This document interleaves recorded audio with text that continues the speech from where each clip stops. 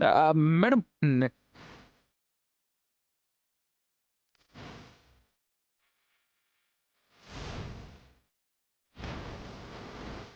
నేను గడియ పెట్టి బంగారాన్ని లోపలికి తీసుకెళ్ళాలి కదా!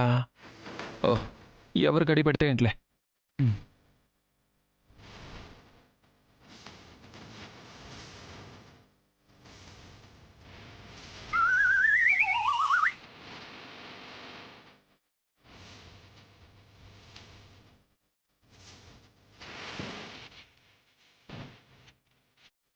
ఏమా కిందేమైనా పారేసుకున్నావా? ఆ! ఆ! లేదు మేడం. కిందకి చూస్తుంటేనో డౌటొచ్చి అడిగానులే. అవును. నువ్వు అన్నం తిన్నావు కదమ్మా? తిన్నాను మేడం. ఆ! సరే అయితే. ఎలాగూ పాలున్నాయి కదా అని రాత్రేమీ తినలేదమ్మా. నేనే తాగేస్తాను. ఆహ్, ఆహ్,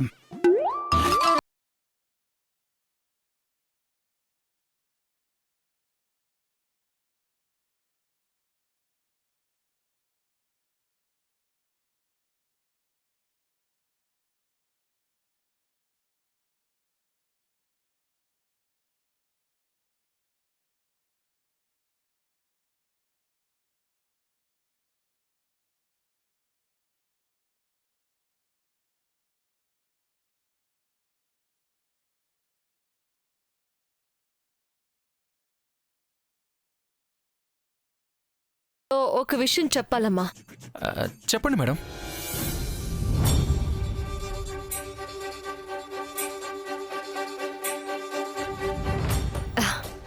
ఆహ్, అసలు ఈ గదిలోకి రాకముందే చెప్దామనుకున్నాను. కానీ ఎలా చెప్పాలో అర్థం కాక చివరికి ఇప్పుడైనా చెప్పక తప్పక చెప్తున్నాను. బంగారానికి నేను ఐ లవ్ యూ చెప్పాను కానీ, బంగారం నాకు ఐ లవ్ యూ చెప్పలేదు కదా! ఇప్పుడు అదే మాట చెప్పబోతుందన్నమాట. ఆ! ఆ! ఇందులో ఆలోచించడానికి ఏముంది మేడం? మనసులో ఉన్న మాట చెప్పేయండి. నేను కూడా ఈ మాట కోసం ఎదురు చూస్తున్నాను.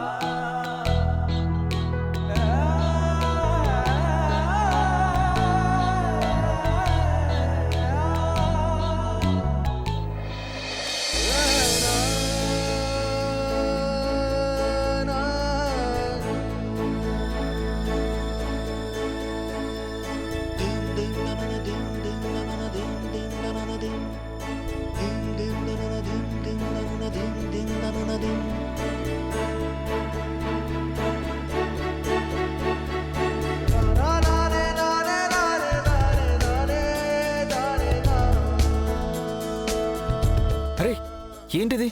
ఏం చేస్తున్నావు?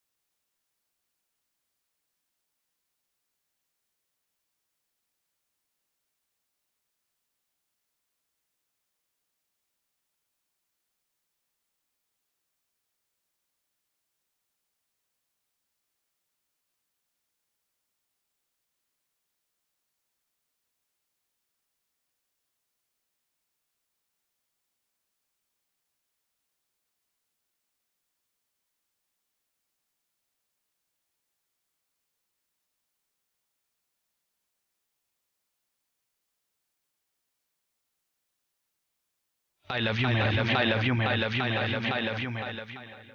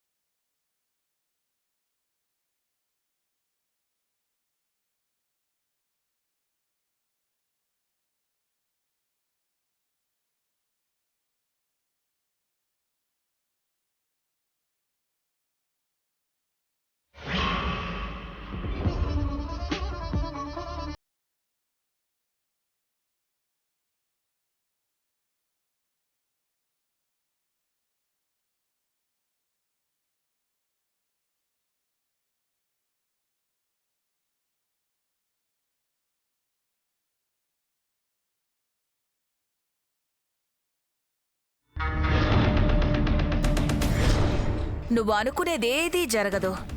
ఇక్కడ ఆవిడ చెప్పిందే వేదం, అదే జరగాలి. ఆ, ఇదిగో ఇదే ఇప్పుడు ఇవన్నీ వద్దనే నేను చెప్పాలనుకుంది. ఏమైంది మేడం? ఆ, ఇదిగో ఇలా సడన్ గా చెప్తే డిసప్పాయింట్ అవుతావనే లేదా నా గురించి తప్పుగా అర్థం చేసుకుంటావనే చెప్పడానికి ఆలోచించానమ్మా.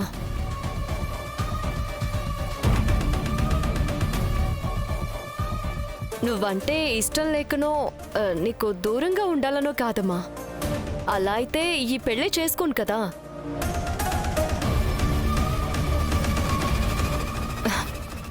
ప్రతి ఆడపిల్లకి ఉన్నట్టే నాకు కూడా కొన్ని ఆశలు ఆలోచనలు ఉన్నాయమ్మా.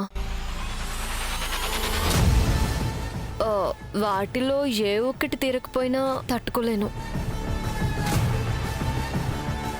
జీవితాంతం ఆ లోటు వెంటాడుతూనే ఉంటుందమ్మా.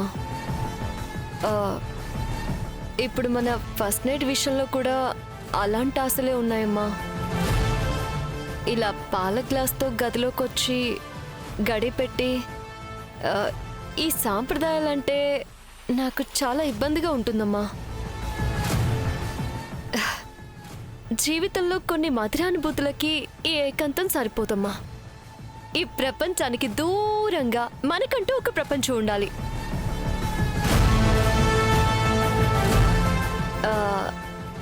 నా ఆలోచనలకు విలువిస్తే ఆ సమయం సందర్భం వచ్చేంత వరకు ఈ దూరం ఇలాగే ఉండాలి. ఏమా చెప్పేది అర్థమవుతుంది కదా? ఇందులో అర్థం కాకపోవడానికే ఉంది. ఇప్పుడు శోభనం లేదు. నీకు నచ్చినప్పుడు నచ్చిన చోటే జరగాలి. ఆ విషయాన్ని చాలా స్మూత్గా పాలిష్డ్గా చెప్పావు. ఏం ఆలోచిస్తున్నావమ్మా? నేనేమైనా తప్పుగా మాట్లాడానా? అయ్యో లేదు మేడం, మీ ఇష్టాన్ని చెప్పారు, కానీ అమ్మేమో సాంప్రదాయం అది అంటుంది. దాని గురించే. ఇంత చెప్పినా ఇంకా సాంప్రదాయం అది ఇది అంటావేంటమ్మా? నా మనసుని నువ్వు కాకపోతే ఇంకెవరు అర్థం చేసుకుంటారు? నా ఆలోచనలకి నువ్వు కాకపోతే ఇంకెవరు విలువిస్తారు? నేనేం కాదనట్లేదు మేడం. అమ్మకే ఏమని చెప్పాలా అని ఆలోచిస్తున్నాను.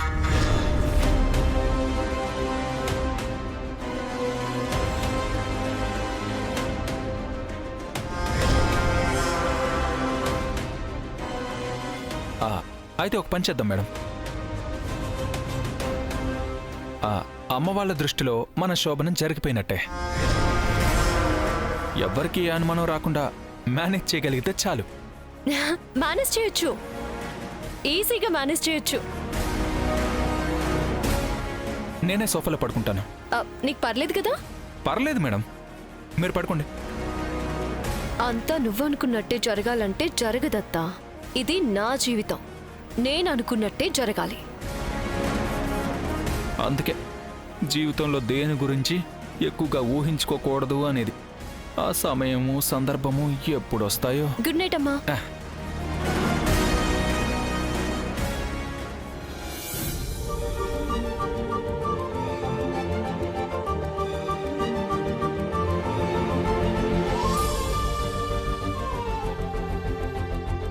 అత్తింటికి వచ్చినా మళ్ళీ అత్తామావేళ్ళ చేతుల మీదుగా మన పెళ్లి జరిగినా ఏదో తెలియని వెలితి సారు.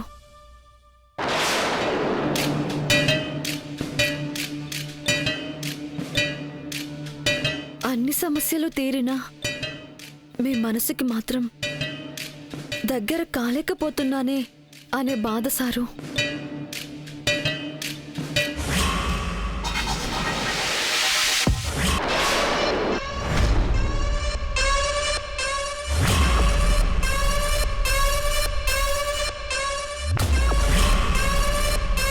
కానీ ఇప్పుడు ఆ బాధ పూర్తిగా పోయింది సారు.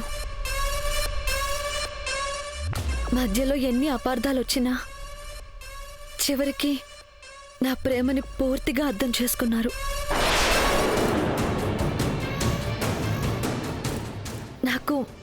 నాకు చాలా సంతోషంగా ఉంది sir.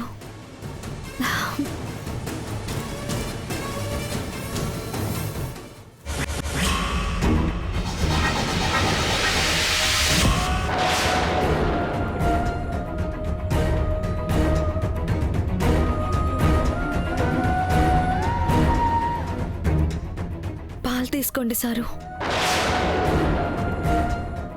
Sir Chaithi, sir Chaithi.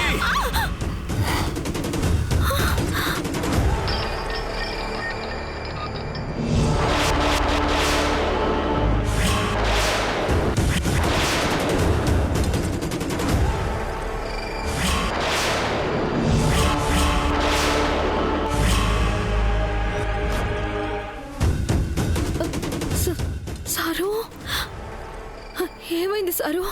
ఏమన్నా? నీ ప్రేమని అర్థం చేసుకున్నానా? ఎక్కడుంది ప్రేమ? అసలు నీలో ప్రేమ అంటూ ఉంటే కదా అర్థం చేసుకోవడానికి. ఏమైందండి? ఇప్పటి వరకు బాగానే ఉన్నారు కదా? ఉన్నాను. జరిగిందంతా మర్చిపోయి కాసేపు నీ మాయలో పడి ఏదో అలా ఉన్నా. కానీ ఎంతోసేపు నన్ను మాయలో ఉంచలేవు. నీది ప్రేమ కాదు, అంతా నటన.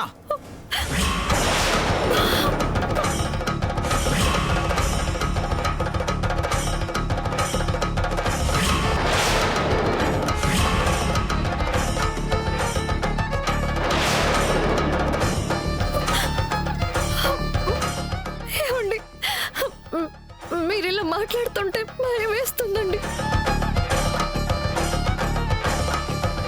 ఎందుకు ఇలా మాట్లాడుతున్నారు? ఉన్నట్టుండి ఏమవుతుందండి మీకు? ఏదైనా ప్రాబ్లం ఉంటే చెప్పండి. నువ్వే నువ్వే నా ప్రాబ్లం.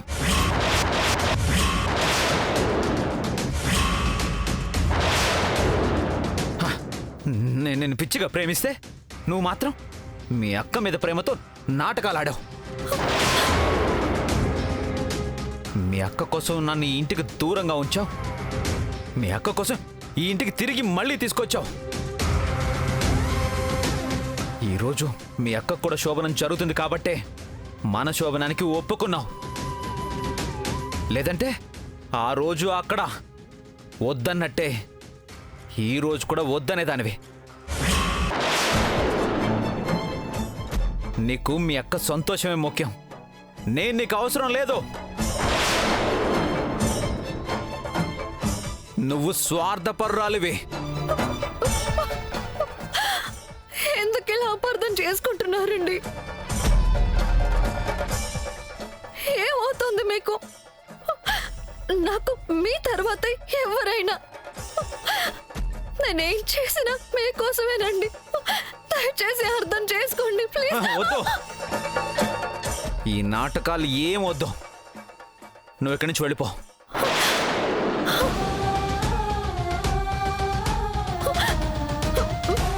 వెళ్ళిపోవాలా? అసలు ఏం మాట్లాడుతున్నారండి? మాట్లాడకుండా వెళ్ళిపో. నువ్వు ఇక్కడే ఉంటే నేనేం చేస్తాను నాకే తెలీదు. వెళ్ళిపో. వద్దండి. ఇక్కడ మనం సంతోషంగా ఉన్నామని అత్తయ్య మావయ్య అనుకుంటున్నారు. బయటకు వెళ్తే బాధపడతారండి. నేను మిమ్మల్ని ఇబ్బంది పెట్టనండి. ఇక్కడే ఎక్కడో ఉంటానండి. వెళ్తావా లేదా?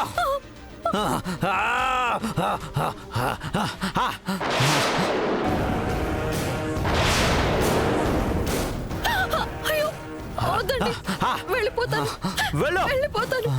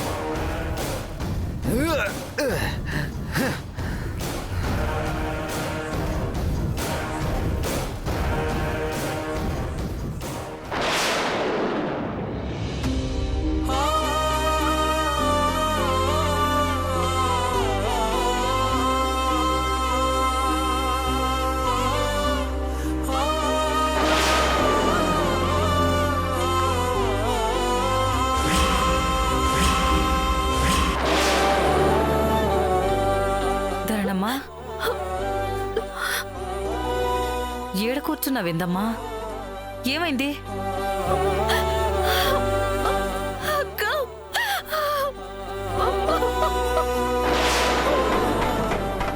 ధరణమ్మా, ధరణమ్మా, ధరణమ్మా, ధరణమ్మా, ఏమైందమ్మా? ఏదైతే జరగకూడదని భయపడ్డామో అదే జరిగిందక్క.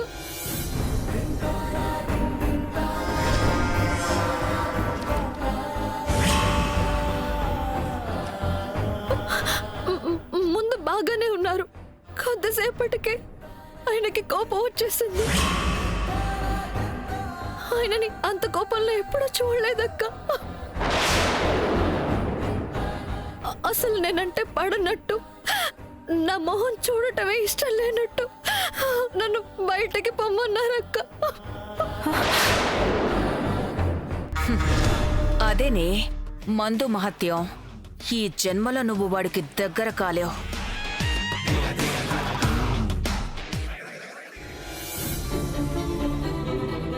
నువ్వంటే ఇష్టం లేకపోతే మొదటి నుంచి కోపం ఉండాలి కదా. ముందు మంచిగా ఉండి తర్వాత కోపం రావడమేంది? అదే అర్థం కావట్లేదక్క. వచ్చిన కోపం నా మీద చూపిస్తున్నారు కానీ ఆ కోపానికి కారణం మాత్రం నేను కాదక్క. అయితే ఇప్పుడేం చేద్దాం?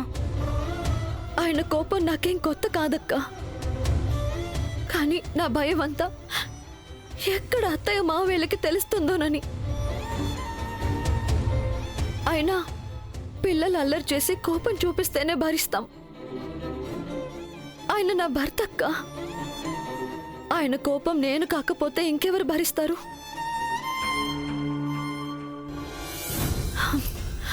కారణమేంటో తెలుసుకుంటాను. ఆయన్ని మార్చుకుంటాను.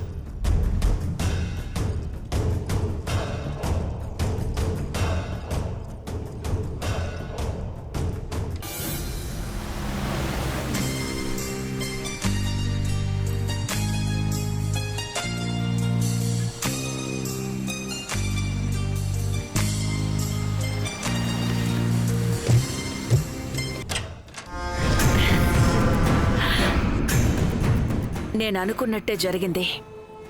2 మాత్రలు ఎక్కువ పడగానే 2 నిమిషాల్లోనే బయటకు గెంటాడు. నా కూతురు వచ్చేంత వరకు వీళ్ళని దూరంగా ఉంచడానికి ఇదే మందు.